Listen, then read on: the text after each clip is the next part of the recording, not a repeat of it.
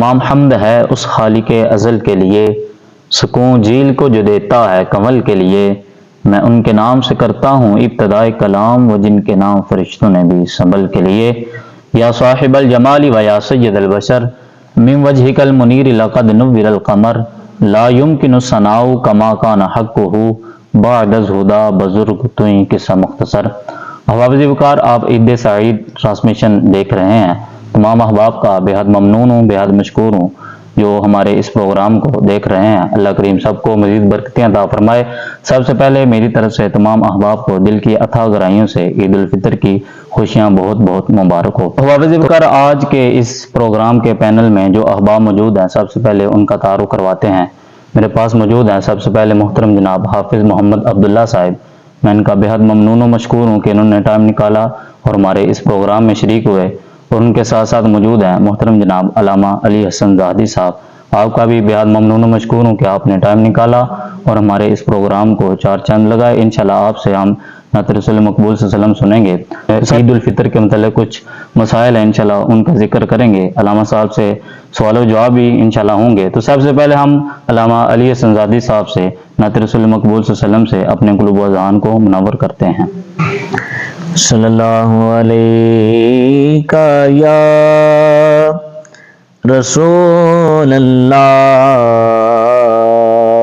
وسلم علیہ یا حبیب اللہ۔ ایک میں ہی نہیں ان پر قربان زمانہ ہے، ایک میں ہی نہیں ان پر قربان زمانہ ہے، جو رب دو عالم کا محبوب یگانہ ہے، جو رب دو عالم کا محبوب یگانہ ہے۔ اور آؤ در زہرا پر پھیلائے ہوئے دامن، آؤ در زہرا پر پھیلائے ہوئے دامن، آؤ در زہرا پر پھیلائے ہوئے دامن، ہے نسل کریموں کی لجپال گھرانہ ہے نسل کریموں کی لجپال گھرانہ ہے۔ اور کل پل سے ہمیں جس نے خود پار لگانا ہے، کل پل سے ہمیں جس نے خود پار لگانا ہے،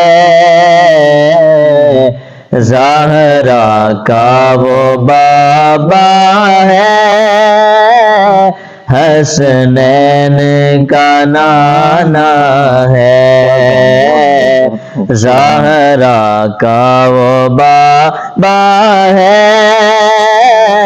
حسنین کا نانا ہے، جو رب دو عالم کا محبوب یگانہ ہے۔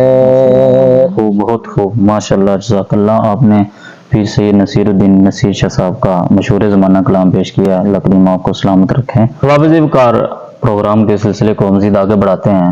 حافظ صاحب ہمارے پاس موجود ہے، انشاءاللہ کچھ سوالات ہیں، ان سے ان سے سوالات کرتے ہیں۔ سب سے پہلے آپ صاحب یہ بتائیں کہ عید الفطر کی نماز کی شرعی حیثیت کیا ہے؟ اعوذ باللہ من الشیطان الرجیم، بسم اللہ الرحمن الرحیم۔ سب سے پہلے تو میں اپنے پیارے بھائی حافظ برمان صاحب آپ کا شکر گزار ہوں شکریہ جناب، کہ آپ نے ہمیں مدعو کیا، اللہ پاک آپ کو مزید کامیابیوں سے نوازے۔ تو آپ کا سب سے پہلے یہ سوال تھا کہ عید الفطر کی نماز کی شرعی حیثیت کیا ہے؟ تو جس طرح عید الفطر اور عید الاضحیٰ ہر اس شخص پر واجب ہے جس پر نماز جمعہ فرض ہے، عید الفطر کی ادائیگی اور نماز جمعہ کی ادائیگی میں 3 طرح سے فرق ہے۔ پہلا فرق یہ ہے کہ نماز جمعہ کے لیے خطبہ جو ہے وہ شرط ہے، جبکہ عید کے لیے خطبہ سنت ہے۔ دوسرا فرق یہ ہے کہ نماز جمعہ کے لیے خطبہ پہلے ہوتا ہے نماز جمعہ کی نماز سے پہلے، اور عید کے لیے خطبہ جو ہے وہ نماز کے بعد ہوتا ہے۔ اور تیسرا فرق اس میں یہ ہے کہ نماز جمعہ کے لیے 2 اذانیں اور 1 اقامت ہوتی ہے، جبکہ عید الفطر کے لیے نہ اذان ہوتی ہے اور نہ ہی اقامت ہوتی ہے۔ یہی 3 فرق ہیں جو عید الفطر اور نماز جمعہ کے فرق ہے۔ ماشاءاللہ، جزاک اللہ۔ اگلا جناب علی سوال ہے کہ عید کے موقع پر جو بندہ فوت ہو جاتا ہے، اکثر لوگ اس کے اہل خانہ کی طرف جاتے ہیں، اس کے گھر جاتے ہیں، ان سے تعزیت کرتے ہیں کہ اس کے مرنے کے بعد یہ پہلی عید ہے، اس کے لیے پھر فاتحہ خوانی یا سوگ کا ماحول بناتے ہیں۔ اس کے بارے میں آپ کیا خیال؟ کہ جب کوئی بندہ فوت ہوتا ہے تو اس کا سوگ جو ہے وہ 3 دن کے لیے ہوتا ہے، ٹھیک ہے۔ اور ہمارے لوگ جو ہے وہ اکثر پہلی عید سمجھ کر وہ اگلے کے گھر جاتے ہیں کہ فاتحہ کے لیے، سوگ منانے کے لیے، لیکن یہ جائز نہیں ہے، کیونکہ یہ 3 دن کے لیے ہی ہوتا ہے۔ اور جو عورت ہے وہ اپنے خاوند کا جو ہے وہ سوگ ہے وہ 4 ماہ اور 10 دن منا سکتی ہے، اور باقی کوئی جو ہے وہ 3 دن اس کے علاوہ نہیں منا سکتا۔ ماشاءاللہ۔ اور اس کے علاوہ ایک سوال ہے کہ نماز عید کا وقت کب سے لے کر کب تک ہے؟ نماز عید الفطر کا وقت جو ہے وہ طلوع آفتاب کے 20 منٹ بعد سے لے کر دوحہ کبریٰ ایک لفظ ہے، یعنی کہ زوال کے وقت تک اس کا وقت ہوتا ہے، ٹھیک ہے، عید الفطر کا۔ اور عید الفطر کو دیر سے ادا کرنا اور عید الاضحیٰ کی نماز کو جلدی ادا کرنا مستحب ہے۔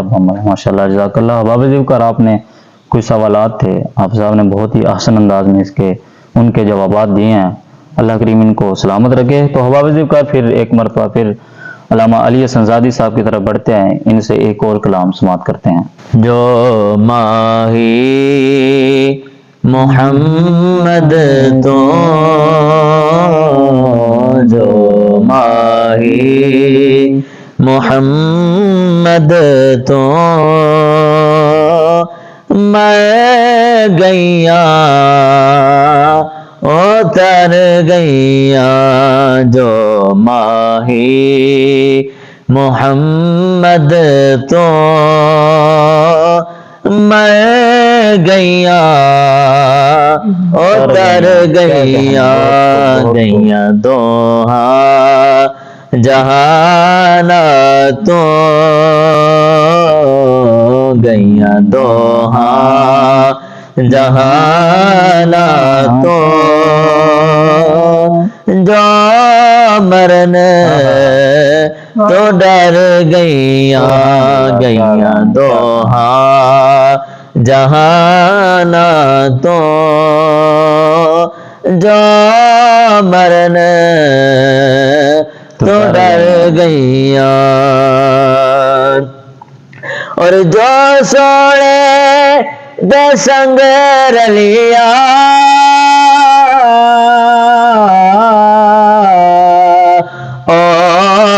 ہنس دیا بس دیا نے،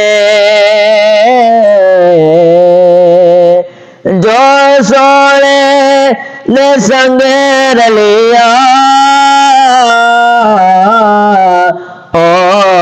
ہنس دیا بس دیا نے،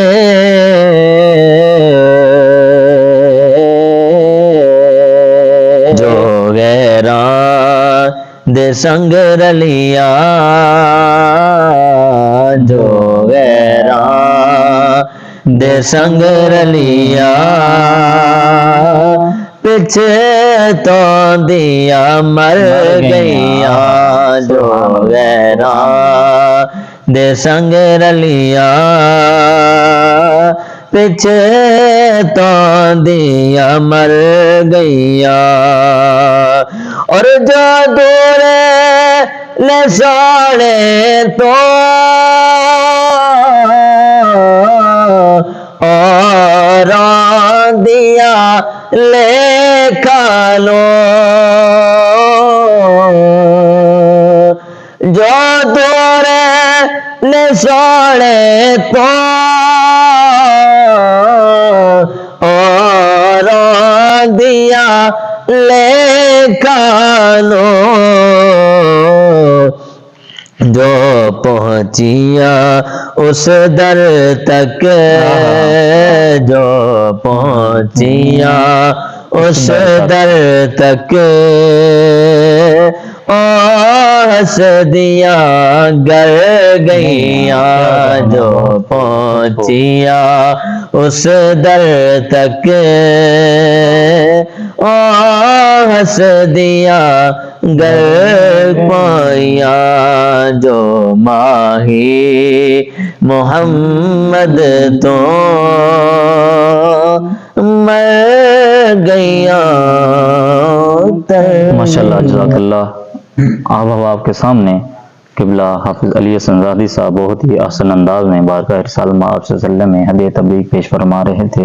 اللہ کریم ان کو سلامت رکھے. تو احباب ذوقار کچھ سوالات باقی ہیں, علامہ صاحب کی طرف بڑھتے ہیں, ان سے سوالات کرتے ہیں. سب سے پہلے علامہ صاحب ہمارے احباب کو اس بات سے آگاہ فرمائیں کہ نماز عید کا طریقہ کیا ہے. اکثر اوقات نماز عید کے دوران دیکھا جاتا ہے کہ لوگ ایک دوسرے کی طرف دیکھتے ہیں, کچھ ایسے کر رہا ہے, کوئی ہاتھ نیچے کر رہا ہے. ہمارے احباب کو بتائیں کہ نماز عید کا اصل طریقہ کیا ہے. اعوذ باللہ من الشیطان الرجیم, بسم اللہ الرحمن الرحیم. سب سے پہلے تو آپ نیت کریں کہ میں نیت کرتا ہوں 2 رکعت نماز عید الفطر 7-6 زائد تکبیروں کے پیچھے امام صاحب کے منہ طرف خانہ کعبہ شریف اللہ اکبر کہہ کر ہاتھوں کو ناف کے نیچے باندھ دیجیے اور ثنا پڑھیے.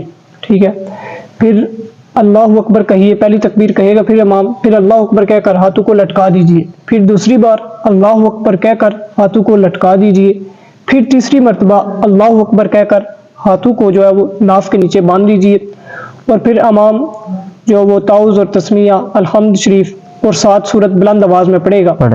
پھر رکوع سجدہ, اور پھر دوسری رکعت کے لیے جب امام کھڑا ہوگا پھر تعوذ تسمیہ الحمد شریف اور 7 کوئی سورت بلند آواز میں پڑھے گا, اور پھر 3 تکبیریں کہے گا. پہلی تکبیر کے لیے ہاتھوں کو اٹھائیں اور پھر چھوڑ دیجیے, دوسری تکبیر کے لیے بھی ہاتھوں کو اٹھائیں اور پھر لٹکا دیجیے, تیسری تکبیر کے لیے بھی ہاتھوں کو اٹھائیں اور پھر لٹکا دیجیے, چوتھی تکبیر کے لیے ہاتھوں کو بغیر اٹھائے رکوع میں چلے جائیے.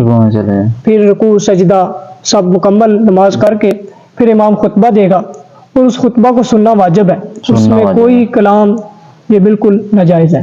ٹھیک ہے, ماشاءاللہ جزاک اللہ.